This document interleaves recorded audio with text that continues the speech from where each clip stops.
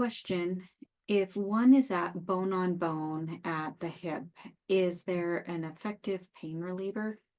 So the thing with bone on the hip, you are going to have to consistently treat that because, it's not a situation that can be resolved because it is bone on bone.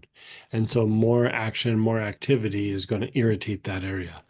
So the thing that I would say is a couple of things. So galbanum on the wrist, like 2, 3 drops or internal. Black cumin also taken internal, like 3 or 4 drops or a couple of dropperfuls of the tincture. That's to help right off the bat. And then topically, I would put joint relief on that area in the form of an ointment. And if you do that on a pretty regular basis, it does make it more manageable. The other thing that you might want to think about adding to something like that is the old school traditional thing to use for bone on bone in the hip was blue flag. And that's not an essential oil. That is a tincture, but it highly stimulates lymphatic movement. And the thing that they say about blue flag is it generates like spontaneous lymphatic movement. And the thing with it being bone on that hip is that's generated a lot of inflammatory material, and the lymphatic system is usually very stagnant in that area. Even when you get it moving, because of the movement where it's bone on bone, it just kind of keeps going back to that. So the more that you manage the inflammation and the circulation and the lymphatic movement in that area, it keeps it relatively localized. It does reduce the pain, but it keeps that inflammatory material from becoming systemic and going to other parts of the body. That is the issue with like hip being bone on bone, is that over a period of time, if you just push through, eventually that inflammation or that inflammatory material starts to settle in other parts of the body. And then old injuries or your shoulder or your feet or your jaws, everything just starts hurting and aching. And so you can always rotate it. The joint relief where there's an osteoarthritis blend, I usually start with joint relief, but kind of throwing different things at it can be very helpful. But I've had people go a very long time using this kind of approach, like more than a decade. Uh, I've had people where they were bone on bone and they went more than a decade before they ended up having a surgery, or they just never had the surgery. But I would say you also got a, common approach to like when something is bothering you, go, oh, we got to make the body strong, like reducing movement with the legs, especially that leg, so, don't go for long walks or hikes or things like that. It will just make everything better. If you want to exercise it, do things in like a pool or something like that where it's not weight bearing. The issue with it being bone on bone is it's a weight bearing joint, and that's part of why that became bone on bone, is there was some abnormality in that socket, and because it was weight bearing, it just you know ended up grinding down that cartilage. And it could also be that there was a very bad spasm in and around that hip and hip socket.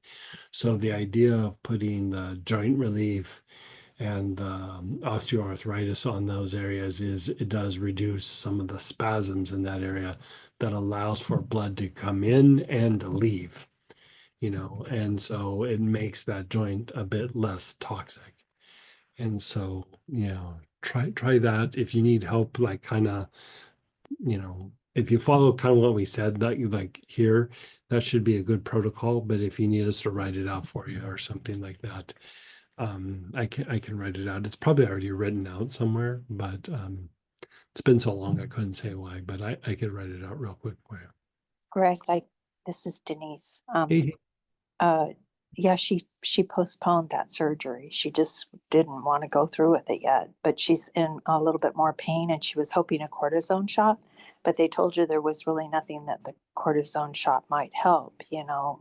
There's nothing for it to like adhere to, right? Yeah. Yeah. Yeah.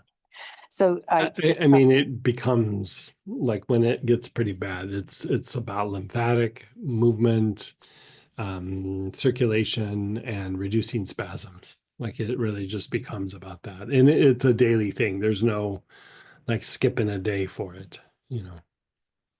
I'll maybe send Sam a message just asking her what area this would be in the Yeah, I YouTube. noted the time, so hopefully you'll be able to go to it pretty Because I easily. wanted to have her hear it, you know, and if Right. she, Yeah. yeah, but she did say the pain's been increasing more recently. Yeah. But The other thing with when that starts getting bad too, and the pain starts increasing, is the quality of sleep starts going down, and so even the lack of sleep starts contributing to the pain. So you want to calm all those things down, but like even the next phase is then like try to deepen the sleep or try to get them to get more sleep, not just relaxation, but like deep sleep. And it does help. I mean, nothing's going to make it go away, but it becomes more easily managed. But I get it. It's a scary surgery and everything. I mean, it's a surgery that they got down, though, I will say.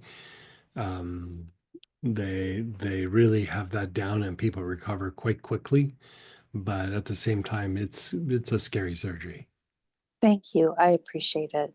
I can tell that she's getting tired from all this, you know, but Yeah, she's so determined she wants to move, but that means selling the house and yeah, there is a house to go to, but it's a huge project, you know? yeah. So thank you very much. And she's gonna have 8 weeks of like trying to like if she were to have the surgery right now, she would be walking, the week of the surgery. Usually within about a week to 2 weeks, they're walking over a mile, and they're, it Wow. depends on the kind of surgery, front, side, or they go from the back. They'll have their different recovery rates, but still, it's a thing for about 6, 8 weeks. Yeah, Thank you very yeah, much. you're so welcome. I think she'll really appreciate it. Thank you.